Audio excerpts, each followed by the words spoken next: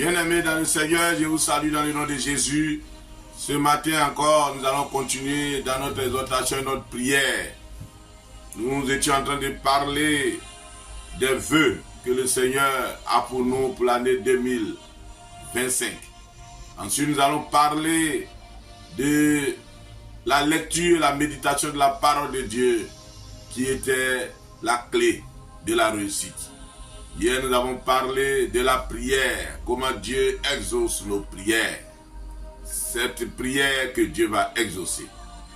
Aujourd'hui encore, nous allons parler de quelque chose de très important parce que nous avons vu que l'homme est constitué du corps, de l'âme et de l'esprit. Souvent, quand nous voulons parler de la communion avec Dieu, nous disons Dieu regarde au cœur.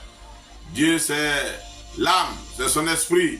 Et que le corps ne l'intéresse pas. Et pourtant, le corps intéresse bien Dieu. Parce que c'est le corps que l'esprit utilise pour travailler. C'est le corps à qui l'âme donne des informations et il se manifeste. Nous allons voir ce que Dieu dit du corps. Qu'est-ce que Dieu attend du corps? Lisons dans Hébreux chapitre 10 au verset 22. Voilà ce qu'il nous dit.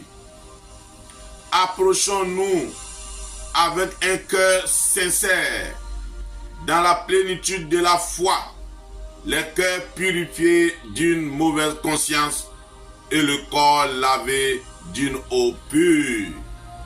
Dieu veut que ton corps soit lavé avec une eau pure, pas n'importe quelle eau. Les théologiens disent, quand on a percé le corps, le côté de Jésus-Christ à la croix, la Bible dit qu'il y a une eau qui est sortie. C'est le symbole de l'eau qui nous purifie. L'eau pure qui nous purifie.